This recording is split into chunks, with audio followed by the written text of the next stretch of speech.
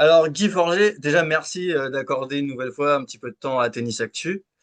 Déjà, comment allez-vous? Et j'imagine que l'ancien joueur et ancien directeur de Roland-Garros a toujours hâte un petit peu d'être à cette période de l'année. Oui, bonjour tout d'abord. C'est vrai que c'est une période qui est toujours agréable. D'abord parce que c'est le début des beaux jours. Le printemps est là. On commence à mettre des lunettes de soleil. Les gens jouent au tennis dehors, en extérieur, sur terre battue, hein, pour certains. Et puis la perspective de Roland-Garros, c'est toujours une période qui est réjouissante. Non seulement pour l'ensemble des Français, parce que je crois que Roland-Garros aujourd'hui est un monument au même titre que, je dirais, le Louvre, le Tour de France ou la Tour Eiffel. Les gens du monde entier viennent voir ce tournoi, le suivent à la télévision pour ceux qui sont de l'autre côté du globe. Et on est très fiers, effectivement, en France, d'avoir un tournoi, un des plus grands tournois du monde. Alors, sur Roland-Garros, il va quand même être particulier. Pas de Carlos Alcaraz. Est-ce qu'on peut dire que Yannick Sinner, sur le papier, comme ça, il apparaît seul au monde dans ce Roland-Garros? Ou alors est-ce que vous avez une vision différente? Écoutez, au vu des derniers résultats, effectivement, Sinner est le grand favori. En plus, il a gagné tous les Master 1000 qu'il a joué depuis le début de la saison. Il a été impressionnant sur terre battue. Et c'est vrai qu'avec le forfait d'Alcaraz, vu que ces deux garçons dominent, hein, depuis maintenant pas mal de temps le tennis mondial, je pense que les bookmakers, il fait euh, effectivement, il a la position du grandissime favori. Après, tout peut se produire sur un tournoi. D'une part parce que il est jamais à l'abri d'une surprise, d'une petite blessure, d'un joueur. On l'a vu dans l'histoire, hein, Rafael Nadal, lorsqu'il avait perdu, vous vous souvenez, contre Soderling, il y a toujours eu des surprises. Donc, ce serait faire injure aux autres joueurs du plateau de dire que c'est le tournoi est fini et que Sinner a gagné. Après, en plus de cela, c'est vrai qu'en 5-7, je me fais un peu l'avocat du diable, mais en 5-7, c'est vrai que les grandissimes favoris qu'ont été Djokovic, Nadal, Federer, ils ont un atout parce qu'ils gèrent mieux la distance, ils gèrent mieux leur état émotionnel que les autres, et ils seront plus durs à battre à Roland-Garros que d'un tournoi d'un Master 1000, par exemple. Et comme Sinner vient de gagner les derniers Master 1000 qu'il a disputés, c'est vrai que il sera très très dur à prendre. Néanmoins, je dirais, j'ai hâte de le voir et surtout de voir les autres joueurs du tableau qui, lorsque ils joueront contre lui, n'auront vraiment rien à perdre. Alors, vous avez été directeur de ce tournoi. Euh, Est-ce que vous... J'ai envie de vous dire, à la place d'Amélie Mauresmo, on se dit quoi quand on voit l'annonce du forfait de Carlos Alcaraz? Est-ce qu'on prend un coup derrière la tête dans ce genre d'annonce? Non, non, et je vais vous dire pourquoi. Parce que tout simplement, je crois que, et l'histoire est en train de nous le montrer une nouvelle fois, c'est que le jeu et le tournoi est plus grand que n'importe quel joueur ou n'importe quelle joueuse. C'est-à-dire que je me souviens, il y a quelques années en arrière, on dit ah là là, mais quand Roger va s'arrêter et Rafa et le tennis va souffrir. C'est vrai, tant ces duels, ces oppositions de style étaient extraordinaires à regarder. Bien sûr, je garde Novak Djokovic dans le lot, hein, alors qu'il est bien sûr en lice et qu'il fait partie des outsiders de ce tournoi. On se rend compte que lorsque voilà, Rafa, malheureusement, et Roger ont quitté le devant de la scène, non seulement le tennis continue de passionner les jeunes et les moins jeunes, les billets se vendent toujours aussi bien et aussi vite, et l'intérêt pour ce sport est toujours présent. Donc, je veux dire, les tournois du Grand Chelem, en partie Roland-Garros, sont vraiment les piliers de ce sport. Et je dirais, je crois que c'est vraiment ces tournois-là qui écrivent les légendes et qui font les joueurs et les grands joueurs et les grandes joueuses. Donc, tant que les gens se battront pour acheter des places et venir à Roland-Garros, euh, je veux dire, l'essentiel est préservé.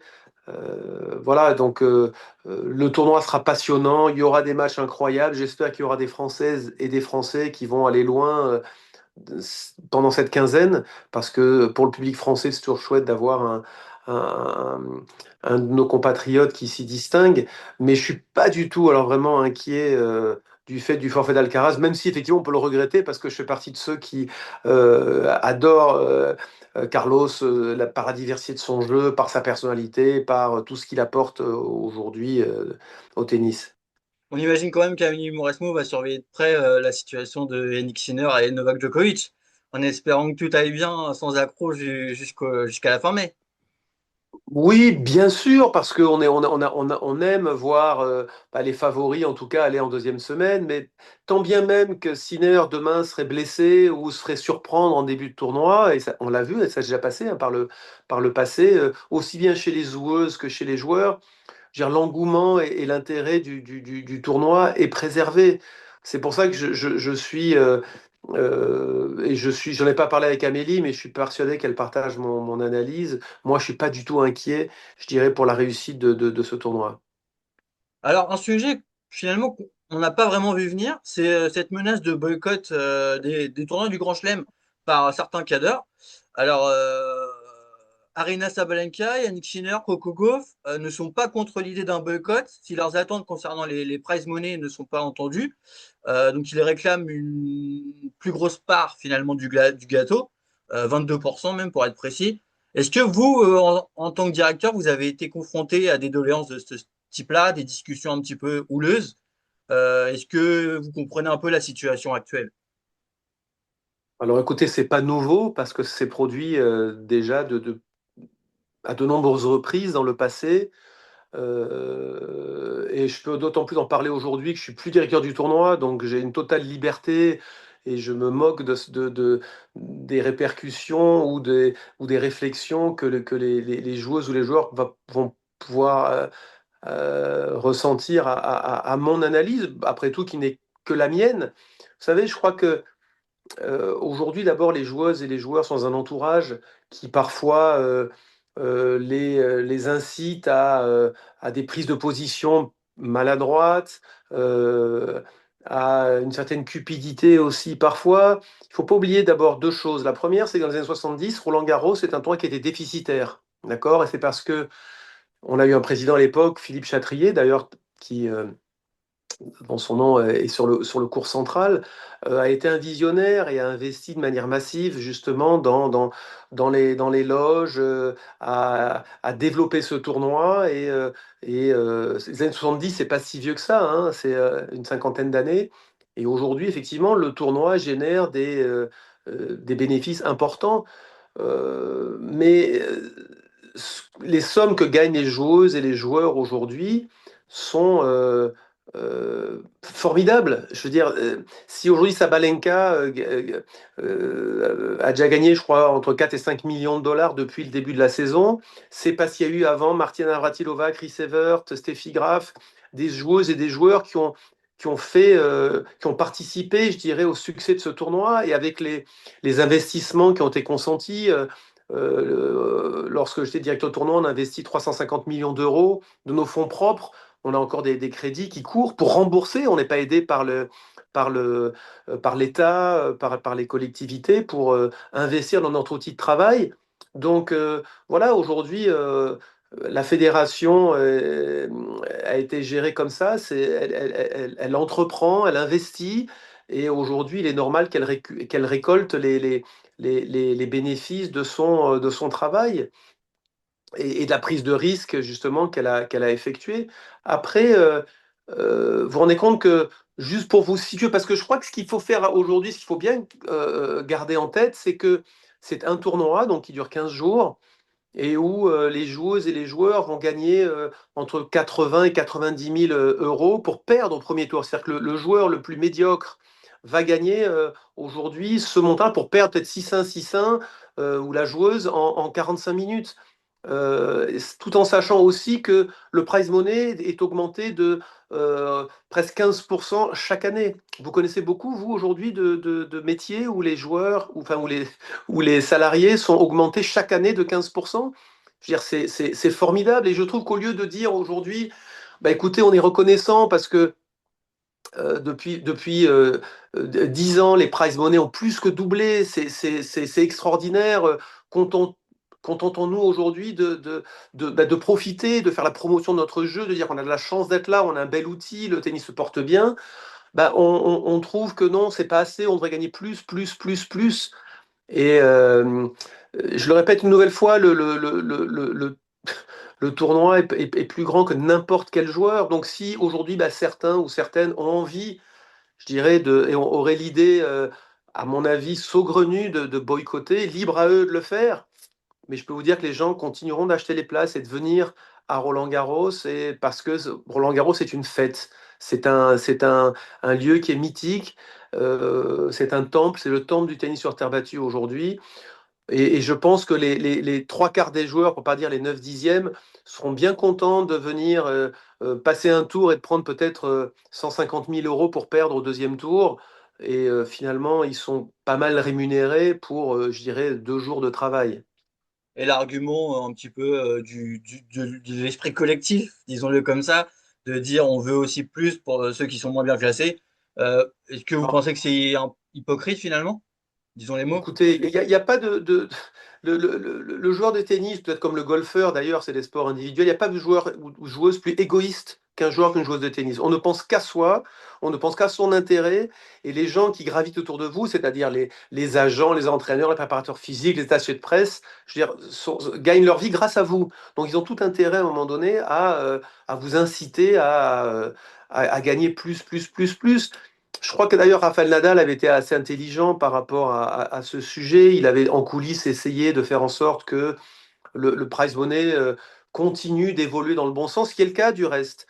Mais de dire aujourd'hui, on estime que nous, on doit avoir un pourcentage sur les recettes aujourd'hui c'est vrai, d'une entreprise qui fonctionne bien mais qui investit, ça équivaudrait à dire à un acteur de cinéma, voilà, moi je veux aujourd'hui tant, bah écoute, voilà ce qu'on te propose, bah, si tu joues, bah viens, euh, joue ton rôle d'acteur, et puis, bah, ou dans un théâtre, et puis bah, si tu veux pas venir jouer, bah, quelqu'un d'autre prendra ta place. Donc je dirais demain, il y aura d'autres, Irina Sabalenka, il y aura d'autres joueuses qui gagneront 2 fois ce qu'elles gagnent aujourd'hui. Et bah, à ce moment-là, j'espère qu'elles seront assez malines, en tout cas, pour dire plutôt on a de la chance, plutôt que de dire on gagne pas assez, quoi. Donc, et en plus, dans chaque tournoi, elles ont la possibilité, ils et elles ont la possibilité de. Ce qui n'était pas mon cas, moi, hein, à l'époque où je jouais, nous, on payait tout, on payait nos billets d'avion, on payait nos hôtels quand j'ai commencé. Aujourd'hui, dans la plupart des tournois ATP, tout est pris en charge, leur hôtel, leur repas. Et finalement, c'est une chance, je dirais, de pouvoir aujourd'hui vivre comme ça. Dans les 4 tournois du Grand Chelem, vous imaginez, vous jouez, vous gagnez presque, allez, entre 350 et 400 000 euros pour jouer et perdre 4 fois de suite au premier tour. Et puis il y a tous les autres tournois ATP et les tournois WTA où vous allez gagner encore au moins la même chose. Donc aujourd'hui, des joueurs qui sont classés même au-delà de la centième place, pour certains, ils vont gagner entre 800 000 et 1 million d'euros quoi, dans l'année, juste sur le terrain. Je ne parle même pas après des contrats extrasportifs, des garanties, des exhibitions et tout le reste. Donc oui, on peut toujours demander plus. Enfin, moi, j'aimerais bien avoir 20 ans aujourd'hui. Je peux vous dire que si j'étais à la place de Sabalenka aujourd'hui, je dirais merci à Björn Borg, merci à Roger Federer de me permettre aujourd'hui de vivre aussi bien le métier de joueur de tennis professionnel. On va revenir un petit peu sur l'aspect sportif. Forcément, beaucoup d'attentes chez les Français cette année. Arthur Fils arrive avec un nouveau statut. Euh, il faut avoir quelle attente envers les numéros 1 français cette année, à votre avis, à Roland-Garros? Je suis toujours très prudent quand je parle d'Arthur et je le dis avec beaucoup d'affection, c'est-à-dire que il faut le laisser tranquille. Il gère bien sa barque. Aujourd'hui, il est arrivé à un niveau de sa carrière où on commence à avoir une vue assez précise de ce qu'il peut donner quand il est bien. Et quand il est bien, c'est du très très haut niveau. Et il est encore perfectible. Donc, il est aujourd'hui capable de battre presque tous les meilleurs joueurs du monde à la régulière, à la manivelle, comme diraient les cyclistes, parce qu'il est puissant, il est rapide, il est très bon techniquement. Euh, dans les moments importants, il va essayer de gagner le match, il va le chercher, ce qui est une qualité qu'on ne retrouve pas chez tous les joueurs. Donc aujourd'hui c'est vrai, il fait partie des outsiders à Roland-Garros qui peuvent prétendre aller peut-être dans le dernier carré. En deuxième semaine, c'est sûr, on va dans le dernier carré.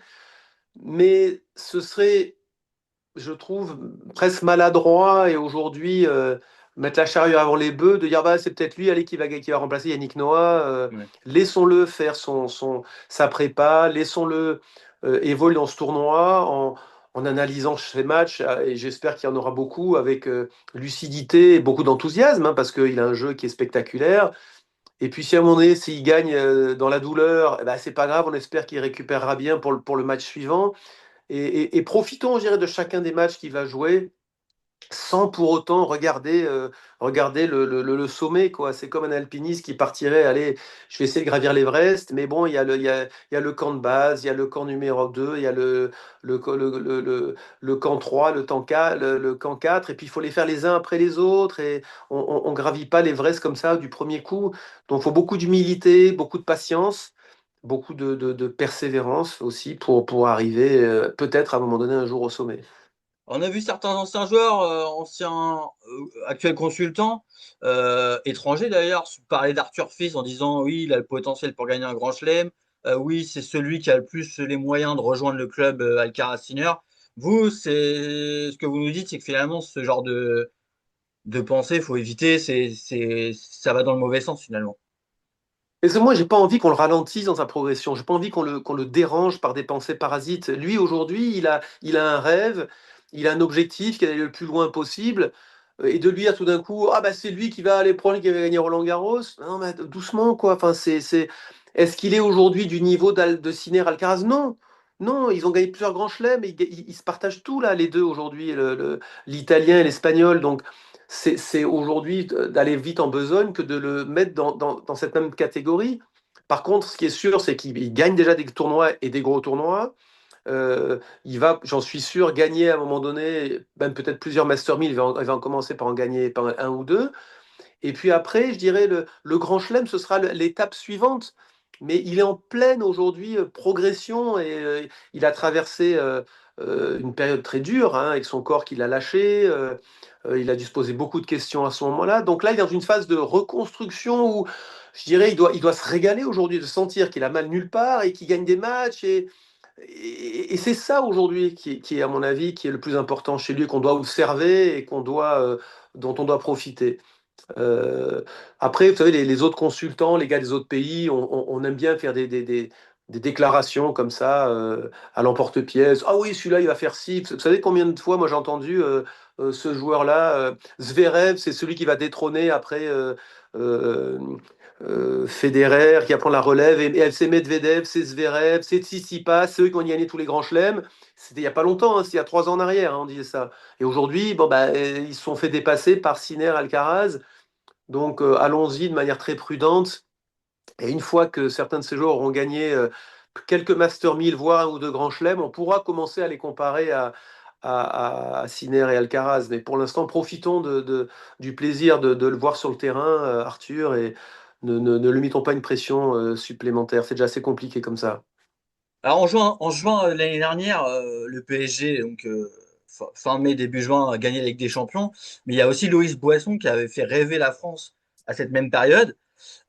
Elle arrive dans un tout autre état de forme. Euh, j'ai envie de vous demander comment gérer sur Roland-Garros pour Loïs Boisson et est-ce que ça va être difficile finalement parce que les Français vont en attendre beaucoup sans forcément savoir ce qui a pu se passer pour elle ces derniers mois. Je parle pour ceux qui suivent le moins le tennis de très près, on va dire. C'est pour ça que dans un autre ordre d'idée, c'est aujourd'hui, c'est pas, ce sera pas simple pour elle de lui dire alors cette année vous allez refaire comme l'année dernière parce que le contexte est différent. Elle a eu des pépins physiques, elle est en recherche de confiance, elle a peu de victoires derrière elle, sachant qu'elle va être attendue et qu'aujourd'hui tout le monde va se dire bah tiens bah finalement est-ce qu'elle va refaire comme elle est jeune le même parcours que l'année dernière? Non, ça va être très dur. Très dur parce que la compétition est rude. Il y a d'autres jeunes joueuses qui jouent très très bien en ce moment, qui sont en pleine forme et qui sont largement devant elle, en tout cas euh, au niveau des favorites. Donc, je crois qu'il faut qu'elle joue match après match, se dire que si elle l'a fait, elle peut le refaire, mais elle part un peu dans l'inconnu, je dirais, par rapport à, à ce qui a pu se produire l'année dernière. Donc voilà, elle sait qu'elle va être attendue, elle va jouer des joueuses fortes assez vite, et j'espère qu'elle retrouvera cette insouciance, cette fraîcheur qu'elle avait, qui était extraordinaire l'année dernière, quoi. Maintenant, les joueuses la connaissent ses points forts et ses points faibles. Donc, toutes les joueuses vont se méfier beaucoup plus d'elle maintenant que peut-être que l'année dernière. Pour conclure, on va rappeler que vous allez être consultant. Pendant cette période, vous allez voir beaucoup de matchs. Avant ça, est-ce que vous pouvez vous risquer un petit prono? Vainqueur de ce Roland-Garros 2026 et peut-être un coup de poker. Bon, bah alors, par rapport à ce que j'ai dit tout à l'heure, je suis pas très cohérent, mais effectivement, c'est dur de pas mettre Sinner aujourd'hui euh, sur le podium. Peut-être Sabalenka aussi chez les filles, puisque l'année dernière, on se souvient qu'elle avait quasiment le match en main, elle s'est battue toute seule hein, face à Coco Gauff. Donc je dirais que chez les garçons et chez les filles, c'est les deux qui sont, à mon avis, un petit peu au-dessus du panier, qui sont au-dessus du panier. Après, pour les surprises, il peut y en avoir beaucoup. J'espère qu'il y aura un Français, bien sûr, Arthur, mais j'aimerais que Gaël fasse un. Il va pas aller tout au bout, forcément, mais je suis convaincu qu'avec le soutien du public, si il gagne quelques matchs facilement au début, il peut aller peut-être en deuxième semaine. Il aura en tout cas à cœur de tout donner. Euh, voilà, après, chez les filles, il y a toujours beaucoup, beaucoup de surprises. Donc, c'est dur d'en voir vraiment une qui se détache. Moi, j'adore Mukova par le style de jeu qu'elle a, mais bon, elle fait pas partie des favorites. Mais on l'a vu faire des matchs fantastiques à Roland-Garros. Donc, voilà, j'aime bien les oppositions de style. Donc, voilà, j'aime bien voir des garçons ou des filles qui pratiquent un tennis différent et qui vont peut-être à un moment donné créer des surprises. Écoutez, on va patienter sagement en attendant Roland-Garros et vos commentaires sur France Télé pour suivre les Ah, je serai affiches. là pour vivre ça avec vous avec grand plaisir.